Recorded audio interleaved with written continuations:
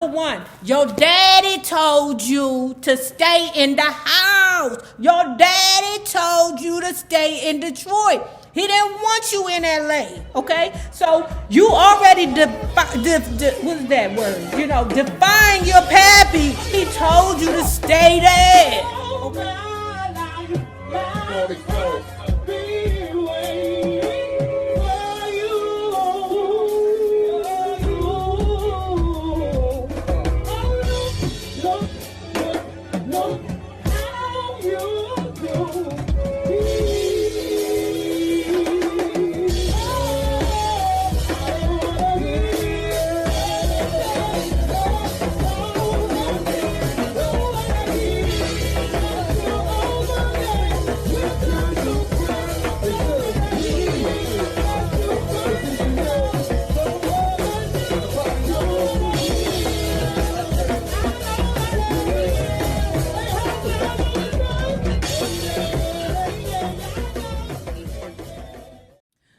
Hello there, love bugs. Hello there, Bellas. If you have not already done so, please remember to like, share to Facebook, subscribe, and visit uptopbeauty.com. And if you are not already a part of our book club, please remember to hit the Patreon link below and or the join button here on the YouTube, and for a small monthly fee of $5. You babies, yes, you can be privy to all the shenanigans before the YouTube gets it, if the YouTube gets it. Now, let's continue talking about the untold story of Barry Bedbug Bites. He's back to being Barry Bedbug Bites. Me and Motown by Ray Noma Gordy Singleton.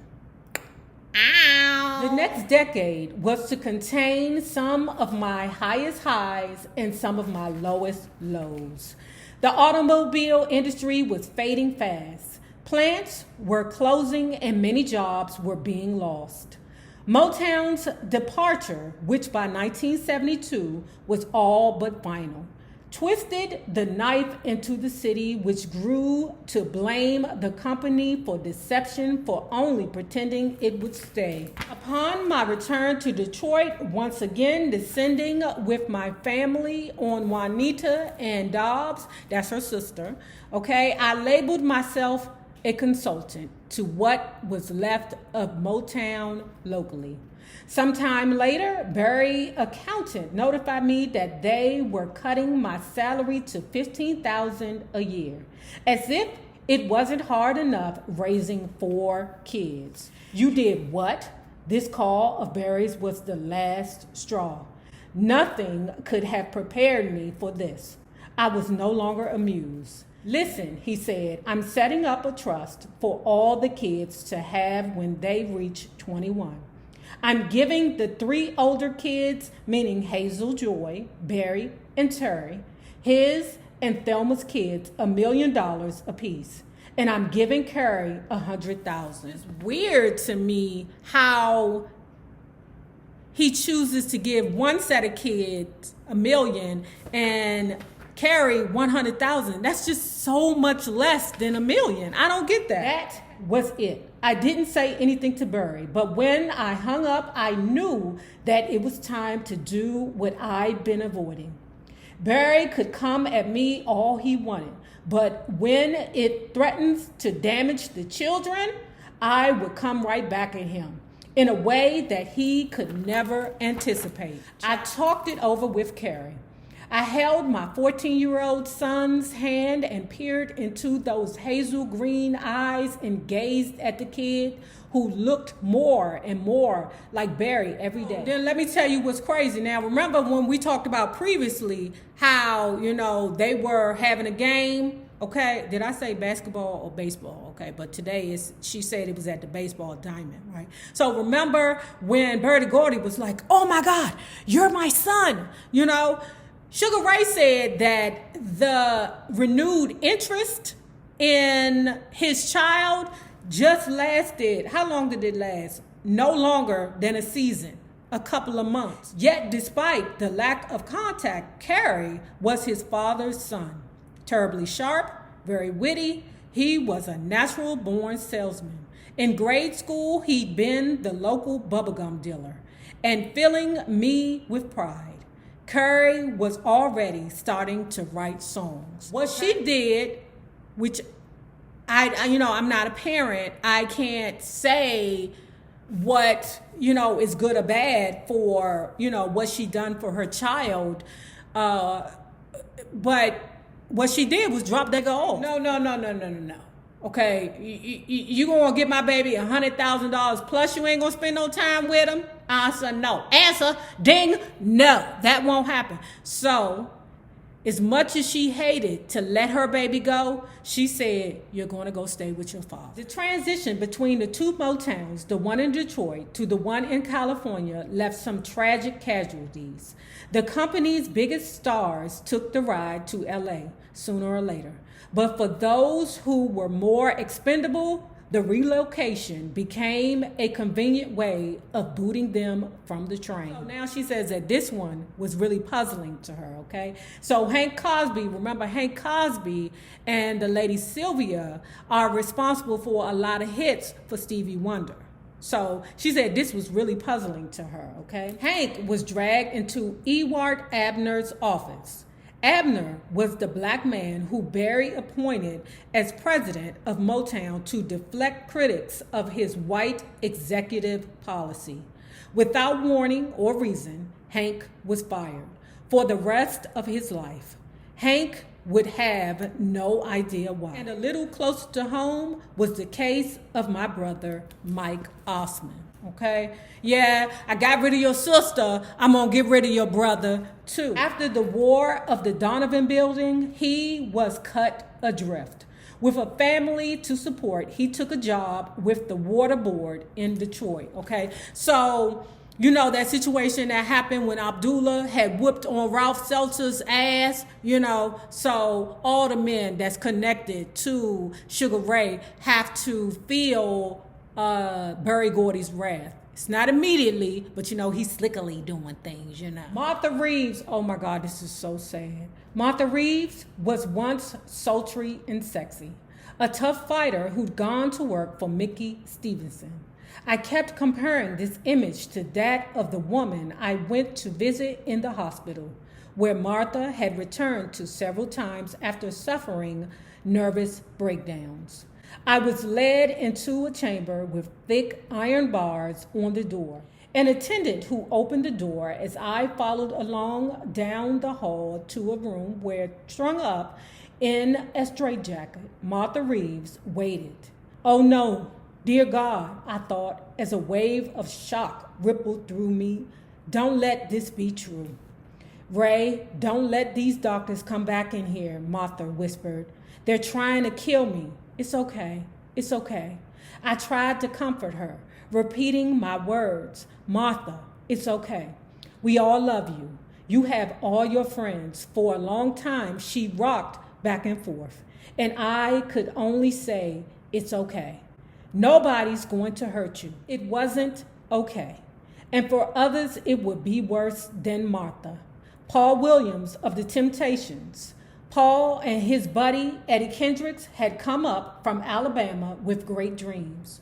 Paul began as the lead singer of the Primes, his husky baritone mixing perfectly with Eddie's high falsetto.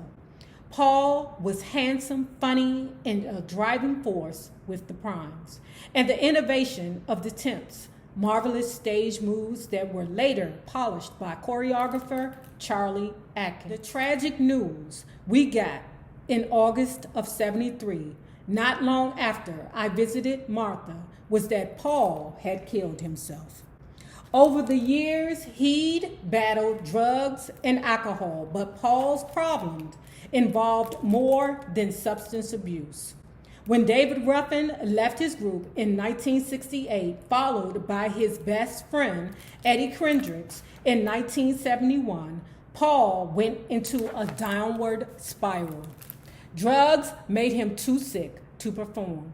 Richard Street was brought in to sing Paul's parts, at first from offstage, then in Paul's place. For a while, the Temps watched out for him. Then Barry tried to help by putting him on a consultant salary. Nothing helped. An attempt to run a boutique failed, and he wound up owing some $80,000 in taxes. One day, he sat in his car a few blocks from Hitsville and shot himself. So, referring back to the Temptations movie, I see that the Paul Williams situation was at least portrayed very well and true. Because, they said that Otis Williams was responsible for a lot of the production in the Temptations movie. So anyway, I had been told previously that if it wasn't for the drama that was sprinkled into the movie to make it exciting, that movie would have been horrible. Okay, because Otis Williams don't give no tea to nobody. He don't tell nobody nothing. Okay, I'm like, Otis, I know you was fucking them hoes just like all the rest of them people. Come on, girl, stop. According to Sugar Ray, the portrayal of how Paul Williams, decided to end his life was very accurate. Here we go.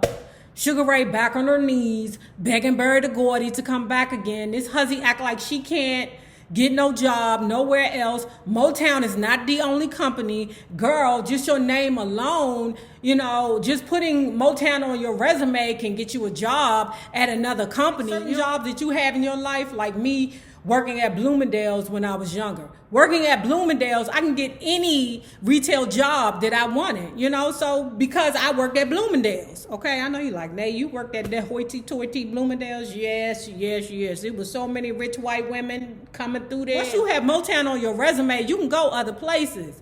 I don't know what's wrong with Sugar Ray. Like Timmy said that he believed that Sugar Ray had Stockholm's. I do too. I think that bitch had Stockholm syndrome. Like you in love with your abuser. That's the only way for me to describe the situation. I'm like, why do you keep going back to him, girl? Barry, I'd like to come back and work with Jobette. You know that I belong with the company. The whole Diana Ross fiasco was completely absurd. I was unjustly fired, and you know it. I'm ready to go to work and show you what I can do. He already know what you can do, Sugar Ray. He still fired you anyway, girl. You can't come back, he said. You stay in Detroit. Whatever you're doing, just stay there. Now, remember, she's still in Detroit, right? Detroit is taking a turn for the worse now, okay? She living in a building that was once a nice building, but now is turning into the Cabrini Green, all right? The kids, that would be Raya and Eddie, had ran into the house banging on the door. Mommy, somebody trying to hurt us, okay? Come to find out, it was a crazy dude on the elevator with them with a knife trying to stick them up, okay? So she knew at that point, ooh, I got to get my kids away from here, okay? Cliff, the bad one that I feel need to be on medication, he's almost out of high school. But the two younger ones are the ones that she has the most concern for. In less than a month, after finding a safe place for Cliff to stay until he graduated, we'd escaped the towering inferno of Detroit and were in LA with new digs in Northridge, almost an hour from the Motown office.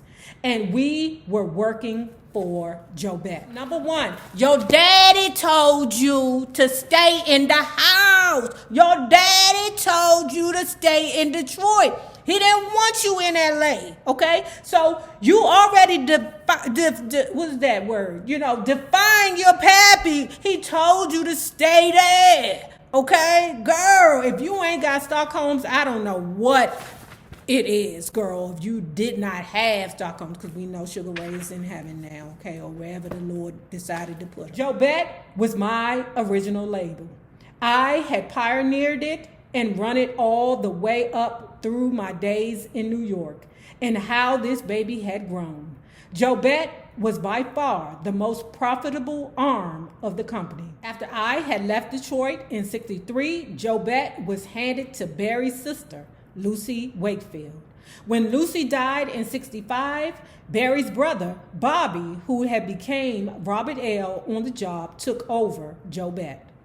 After Motown picked up momentum, Jobette, in addition to administering a catalog of songs, assembled a staff of writers whose job it was to generate new material for the company artists. But the problem was that the Motown producers more and more weren't relying on Jobette writers and were either writing their own songs or getting them outside of the company. My first goal was to address the communication problem between the writers and the producers. So my first move was to get the local head of the creative division, Suzanne DePass, on the phone. Hey, listen, I'm here at Jobette now. What I want to do is bridge the gap between us and Motown. I need to know on a weekly basis who's going in and out of the studio. I just want the writers to know what's happening. Great, she responded. Just check with my assistants every week and we'll give you an update. It wasn't long before a mysterious catastrophe happened.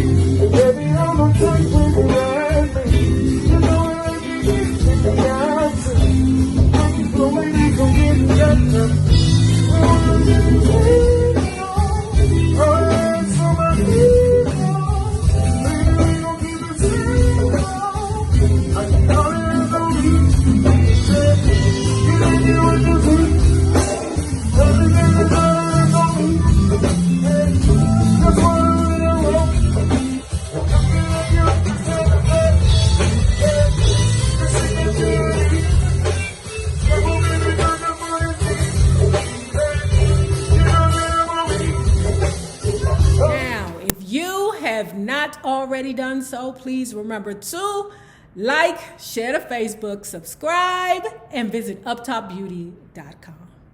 And remember this, the same people that you meet on the way up will always be the same people that you meet on the way down. My naysayers, my patron loves you, babies.